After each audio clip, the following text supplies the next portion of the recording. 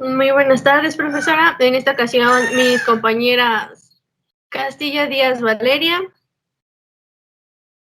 Castilla Altamirano Madeline, Flores Tania Abigail y una servidora Martínez Jiménez Daira Danae, vamos a hacer la presentación de nuestra práctica relacionada con el flujo de efectivo. Pero antes de comenzar directamente con eso, necesitamos explicar algunos conceptos básicos que vamos a estar utilizando a lo largo de nuestra práctica, tales como algunos estados financieros, y comencemos con ello. Bueno, en primer lugar tenemos el estado de resultados. Este se puede definir como los ingresos que tiene una empresa. Este es un estado financiero básico que representa información relevante acerca de las operaciones desarrolladas por una empresa durante un periodo determinado. Este tiene como objetivo evaluar la rentabilidad de la empresa, evaluar el desempeño y estimar los flujos de efectivo que va realizando durante un periodo determinado, como ya se mencionó anteriormente. Esta tiene unas partidas que le integran y son los ingresos, los costos, los gastos de utilidad y las utilidades netas.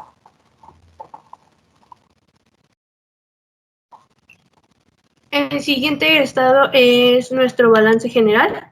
Este es, como sabemos, un estado básico, uno de los 4 estados básicos. Y pues bueno, en este podemos encontrar información importante para la toma de decisiones. Dentro de este podemos encontrar nuestros montos de las cuentas de activo, de pasivo y de nuestro capital. Existen 2 formas de presentarlo: en forma de reporte, donde encontramos todas nuestras cuentas de forma horizontal. De nuestro lado derecho tenemos las cuentas de activo y pasivo, y del lado derecho tenemos las cuentas de activo, donde el activo tiene que ser igual a la suma de nuestro pasivo más el capital. Y en la forma de cuenta es de forma vertical, donde vamos cuando van las cuentas seguidas, que son activos, pasivos y capital, y aquí nuestro capital es igual a la diferencia que hay en los activos menos los pasivos. Y pues bueno, el objetivo de este balance es presentar información importante, como ya lo había mencionado, para tomar decisiones. Estas pueden ser como la solvencia de la empresa, la capacidad de pago, si existen exceso de deudas o si existe alguna otra situación que se puede identificar mediante este balance. Bueno, otro de los estados de situación financiera es el estado de flujo de efectivo. Este tiene 2 métodos para poder realizarse, el método indirecto y el método directo. En el método indirecto se contemplan todas las cuentas que se mencionan en el balance general, lo que ya explicó mi compañera Daira. Y en el método, y también, se menciona la utilidad neta, que es la que se obtiene del estado de resultados, al final del ejercicio, por supuesto. Y en el método directo, pues se clasifican en diferentes rubros las cuentas. Entonces, bueno, este es un estado de resultados que se presenta con el fin de explicar todos los movimientos que han ocurrido en la entidad respecto pues al efectivo, y se presenta al final del periodo. También sirve para evaluar el crecimiento o decrecimiento de la empresa, para saber si está rindiendo frutos o no, también para observar el desempeño de la misma, y también ayuda a evaluar la liquidez y la solvencia que tiene la misma empresa, recordando que la solvencia pues es la capacidad que tiene una empresa o una persona para cumplir con sus compromisos a largo plazo, y la liquidez pues es la capacidad que tiene la empresa o la persona, según sea el caso, para cumplir con sus obligaciones, pero a corto plazo. Es importante tener en cuenta también que dentro de este estado financiero se tienen que clasificar en 3 rubros las cuentas. Pueden ser operativas, pueden ser de financiamiento o pueden ser de inversión. Comenzando con las de financiamiento, pues son todas aquellas que producen cambios en los capitales de la misma empresa, y bueno, pues que más que nada son préstamos que la empresa decide pedir a instituciones financieras, pues precisamente para financiar su operación. También están las de inversión, que son las que representan algún desembolso por causa de algunos recursos que adquiera la misma empresa, y esos más recursos después van a generar más ingresos a la empresa, a la entidad. Y bueno, por último están las de operación, que estas tienen que ver con las transacciones, los flujos de efectivo que haya precisamente a lo largo de las actividades que realice la empresa, es decir, a lo que le compete a la empresa, a lo que se dedique. Los flujos de efectivo son los que se ven reflejados en este tipo de operaciones.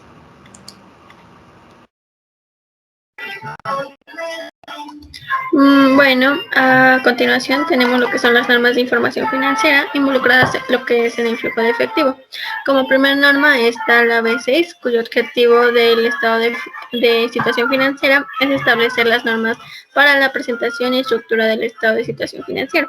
De propósito general, también denominado como el balance general o estado de posicionamiento financiera, para la que estos estados de situación se emitan, sean comparables tanto en el estado financiero de una entidad relacionados a los periodos anteriores.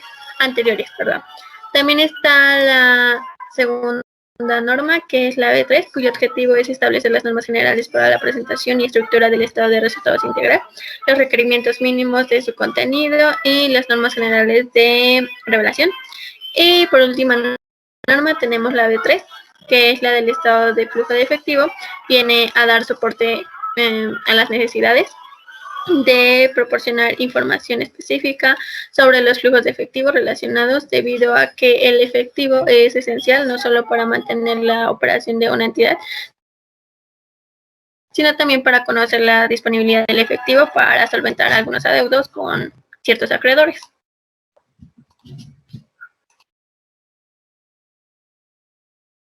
Pues bueno, una vez explicando ya todo la parte conceptual, vamos a explicar cómo desarrollamos nuestra práctica del estado de flujo de efectivos, y como ya lo mencionaron, se puede realizar mediante dos métodos. En este caso iniciaremos con el método directo, que este consiste en presentar los ingresos y los ingresos brutos. Y pues bueno, para comenzar tenemos que iniciar con un balance general comparativo, es decir, de nuestros dos periodos que nosotros queremos obtener el flujo de efectivo, que en nuestro caso es que se muestra en la pantalla. Nuestros periodos son de 2018 a 2019.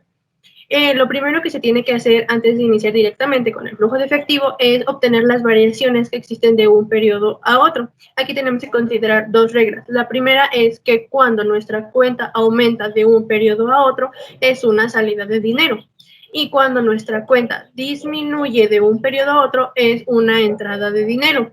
En estas dos reglas no debemos considerar la naturaleza de las cuentas, es decir, si es un activo o si es un pasivo, todas funcionan igual, solamente en las variaciones. De esta manera definimos si es una entrada o una salida. Posteriormente tenemos que identificar si es un aumento o una disminución en el flujo.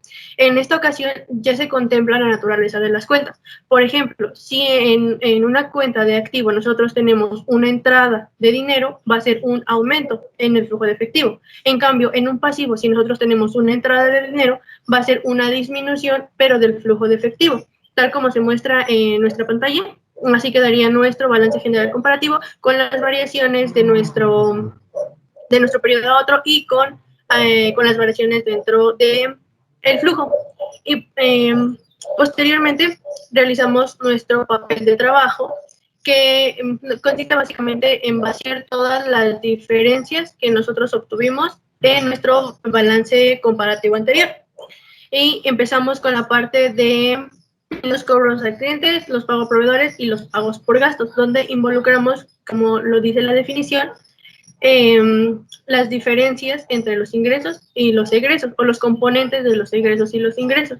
Es decir, nosotros obtenemos nuestras ventas, nuestro costo de ventas y algunos gastos de nuestro estado de resultados.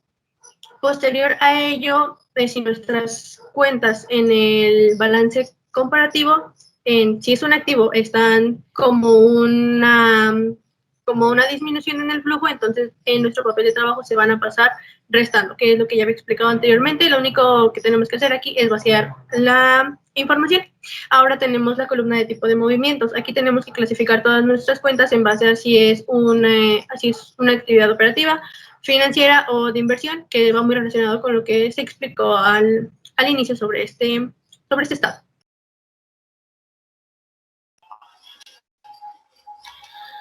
Una vez revisados los procedimientos anteriores, ya solo queda realizar el flujo de efectivo, que consta de pasar todas las actividades de operación, de inversión y de financiamiento.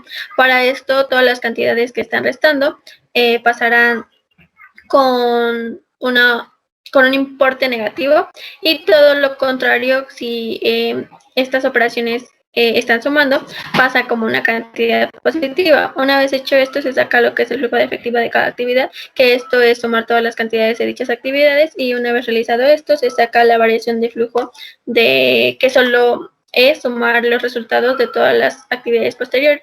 A esto se pasa la cantidad de efectivo y se realiza la suma de ambos para obtener el flujo de efectivo al final del periodo. Esto tiene que coincidir con la cantidad del periodo actual, que en este caso tenemos un resultado de 195,000. Bueno, ahora vamos a continuar con el método indirecto, también del estado de flujo de efectivo.